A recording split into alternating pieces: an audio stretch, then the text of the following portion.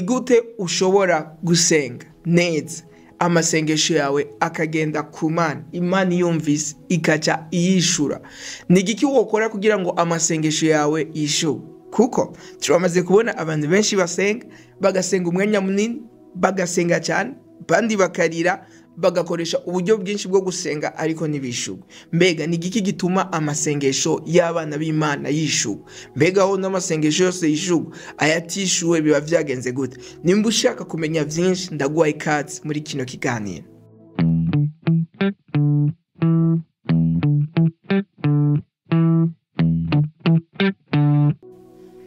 Shalom shalom, ndabaramukije mwese, nizera ko muguwe neza. Ndasuye kandi kubaha ikaze mu kiganiro intahe y'ukuri cyo kuri uno munsi wa kane. Ni iteka ridasanzwe, n'ubuntu budasanzwe Imana isuye kuduha kugira ngo dushobore kuyaga ku kintu bita gusengera mu ijambo, gusenga dukoresheje ijambo ry'Imana. Abana b'Imana kenshi turafise umugigwa wo gusenga. Hari abantu benshi basenga, hari n'abiyiriza umunsi umwe, ibiri, itatu, abandi bakafata umwanya munini bari mu vyumba vy'amasengesho, kandi ni ikintu ciza cyane. Nkuko twako turabivuga ku munsi wa mbere, twarabonye ko amasengesho y'umugororozi afise ikimazi kinini cyane. Iyo uri kurasenga amasengesho yawe, umenya neza yuko ayo masengesho ntiyijana. Rero uno munsi nashaka twongere ko kano kantu bita gusengera mu ijambo, kuko ushobora gufata umwanya munini uri kurasenga, ariko ivyo sivyo bidetermina inyishu y'amasengesho yawe. Kuko hari abantu biyumvira yuko iyo usenga uri kurarira, ugasenga uboroga, ari Imana ikumva. Abandi nabo bakizera yuko iyo usenga ukoresheje ijwi rirerire ari Imana ikumva. Abandi nabo bakavuga toya, ahubwo nyabuna gusenga usengeye ku musozi muremure ni Imana ikumva. Abo rero nibo babandi usanga biba ngombwa yuko yideplasa akaduga. Si bibi kuja gusengera ku musozi, ariko sico gituma wishugwa. Igituma wishugwa tugira tukibone muri kino kiganiro, arico nashimye kwita izina ati gusengera mu ijambo. Rero tudatevye, reka dusome muri Yeremiya ni igice ca mbere ku murongo wa 12 ngo maze Uhoraho aranyishura ati ngo witegereje neza, kuko ndindi ijambo ryanje kugira ngo ndarishise. Yesu ashimwe. Rero kuri no murongo Imana yabwiye Yeremiya ati Imana yariko iramubaza Yeremiya arishura, hama Imana iramubwira ati witegereje neza, kuko ndinda ijambo ryanje kugira ngo ndarishise.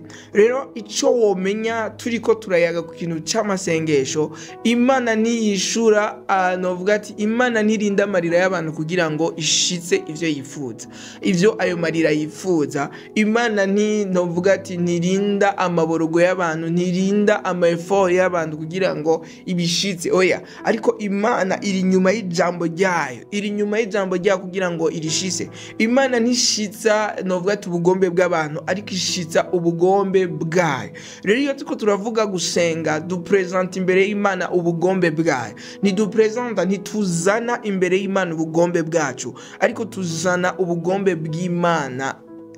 Tuzana ubugombe bw'Imana imbere yayo.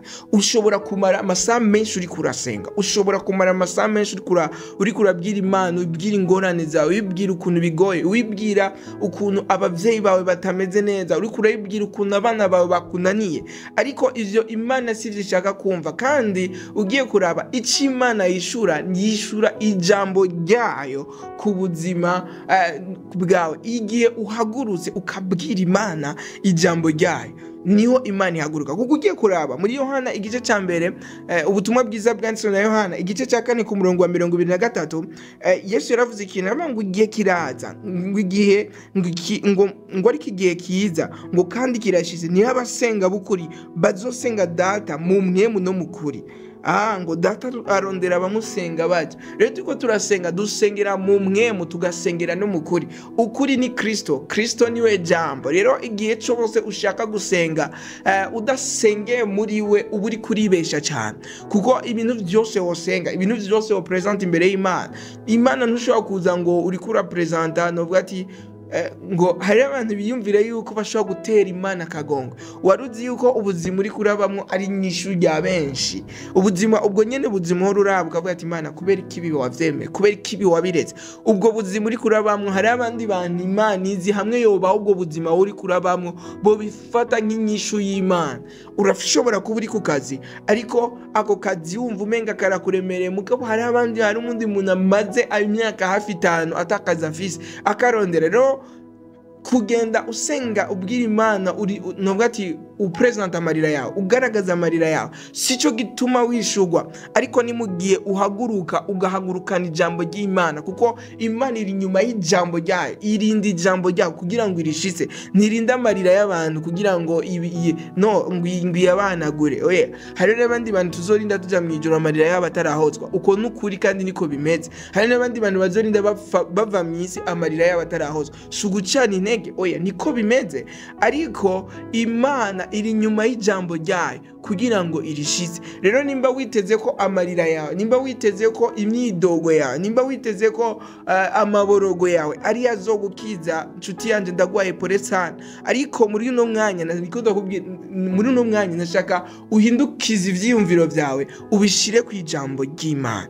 Ijambo ry'Imana, Imana yishura ijambo ryayo, ntishura ivyiyumviro vyacu, ntishura ivyo tugomba, yishura ijambo ryayo. Niyo mpamvu je imbere y'Imana zuzanye amasababu, zuzanye impamvu, zuzanye novuga ati zuzanye impamvu ituma uri kurasenga, impamvu ituma uzana uheruka twa turabona ko dukwiye gusengera abandi. Urashobora kuba uri umumama, urashobora kuba uri umumama ufise cyanye uri umupapa ufise abana bakunaniye, ntucuza widogera Imana ati Imana kubera iki wamaye abana bameze uko. Oya, za ufise amasababu, za ufise ijambo ry'Imana. Ijambo ry'Imana rivuga ngo izera umwami Yesu urakira wewe nabo mu nzi yawe. Uzanye umurongo ugati Imana ijambo ryavuze ngo ndizera umwami Yesu urakira we nabo mu nzu yawe. Rero ko nakwize aba bana banje bategerezwa gukira, sinzokira je nyene, ariko ijambo ry'Imana rivuga ngo nzokirana nabo mu nzu yanjye. Umwana wanje ntashobora kubikidoma, umwana wanje ntashobora kundanirana narize Yesu. Hama utangure usenge a partir ijambo ry'Imana, kuko kuzu present imbere y'Imana ngurumva Mana ngurabibona ngoma. Ugiye gusoma mu Bisirayeli, Imana hari icyo yari yaravuze ivugiye muri Yeremiya. Igihe rero reka dusome uwo murongo, tuwusome ni muri Daniyeli igice c'9 ku murongo wa 2 na 3 ngo muri uwo mwaka wa mbere ngo muri uwo mwaka wa mbere ku ngoma ngo jewe Daniyeli ngo namenyeshejwe n'ibitabo igitigiri c'imyaka Yerusalemu hazomara ari misaka uko ari 70, ngo ariyo nyene ijambo ry'Uhoraho ryavuze arivugishije Yeremiya ngo mpanga amaso umwami Imana kugira ngo ntiyegurire gusenga no gutakamba, nisonzesheje nambaye amagunira, nisize umunyota. Kuri uno murongo turabona Daniyeli ariko aravuga ati namenyeshejwe n'ibitabo, maze kubimenya, maze kumenya ijambo ry'Imana rivuga, yaciye atangura rero gusenga.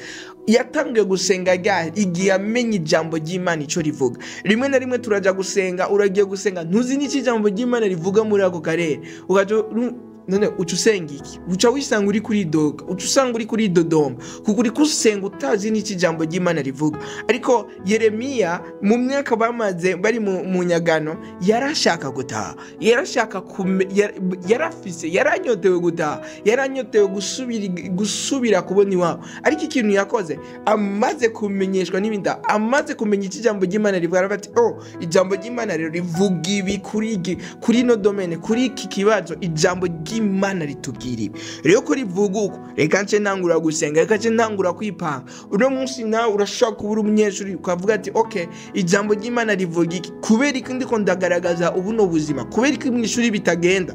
Ni iki ijambo ry'Imana rivuga? Ijambo ry'Imana rivuga ngo Kristo yaducikiye ubwenge buva ku Mana, ngo yaduha tuzoba imitwe ntituzoba imirizo. Niko ijambo ry'Imana rivuga. Okay, ndamaze kubimenya, ico nkora nje imbere y'Imana, nja gusenga nsenga nkoresheje ijambo ry'Imana ati Mana waravuze ngo tuzoba imitwe ntituzoba imirizo. Ubuzima ndiko ndagaragaza siko ijambo ryawe rivuga. Rero guhera uno munsi ndasenga ko rino jambo ko warivuze ritangure kugaragara ku buzima bwanjye, kuko iyo uri kurasenga wibutse Imana icyo wavuze ucu mu isanzo novuga ati uburi kuvuga ivyo yagomba kumva, kuko iri nyuma y'ijambo ryayo. Wewe nawe ni iryahe jambo ry'Imana uri kurahagurutsa mu karere kawe? Ushobora kuvuga ati okay ubuzima vyanse novuga ati mu karere k'ubutunzi ntibiko biragenda neza. Genda urabe ijambo ry'Imana, ufate ijambo ry'Imana, ntuzuvuga ati Imana urabona vyanse, urabona abagira bansore, oya ijambo ry'Imana, urabona amadeni yabaye menshi,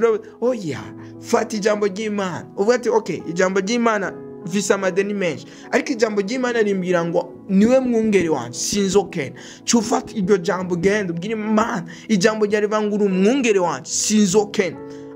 Ijambo ryarivuga ngo tuzotanga amadeni ntituzosaba amadeni, niko ijambo ry'Imana rivuga muri Deuteronome gusa mu vyagezwe 28 ngo muzotanga amadeni ntimuzosaba amadeni.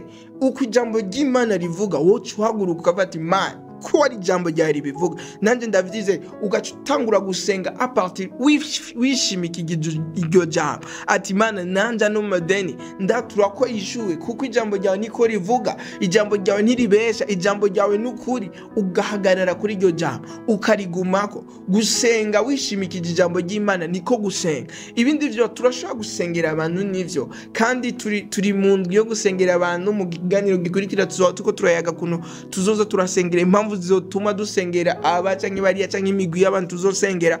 Ariko hamwe n'ibi tumenye imbere yuko tuko turavuga ati gusenga, tumenye uburyo basenga mu ijambo ry'Imana, ntidusenga mu vyiyumviro vyacu, ntidusenga amajambo yacu. Hari abantu Imana yahezagije kumenya gutondekeranya amajambo neza, ashobora kwandika amaslamu, ashobora kwandika ivyivugo neza kuburyo karavuga umenga biraryoshe kumviriza. Ariko Imana si umuntu, Imana yumva ijambo ryayo. Ikintu conyene uvuga bigatuma Imana novuga ati itega ugutwi ni ijambo ryayo, kuko iri nyuma y'ijambo ryayo kugira ngo irishise. Rero no munsi ko turayaga ku kintu bita gusengera mu ijambo. Twabonye yuko ibintu byose wosenga novuga ati ivyo vyose wosenga ukoresha mu gusenga. Mu gihe uri kurasenga uvuga ijambo ry'Imana uri kuratakaza umwanya, kuko Imana iri nyuma y'ijambo ryayo kugira ngo irishise. Rero iyo turiko turasenga zana amasababu, zana impamvu. Imana yavuze ngo nimuze tuburane.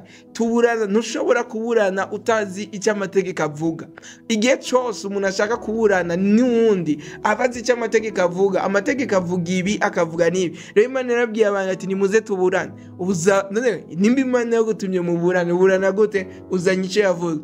Ati Imana waravuze ibi nanje ndazanye situation yanje imeze uko, situation yanje n'ubukene gusa bwigaragaza, ariko wavuze ngo novuga ati ijambo ryawe rivuga ko tuzotanga amadeni tutazosaba amadeni, ariko ubuzima ndiko ndabamwo n'ubuzima bw'amadeni gusa. Rero wavuze ngo tuze nanje ndaje. Reka ubuntu bwawe butangure kugaragara ko ijambo ryawe ribe rizima mu buzima bwawe.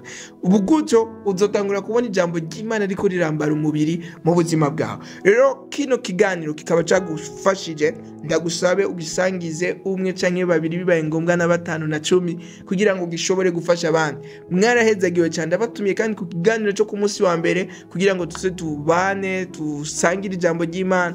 Ibihe ni vyiza cyane. Shalom.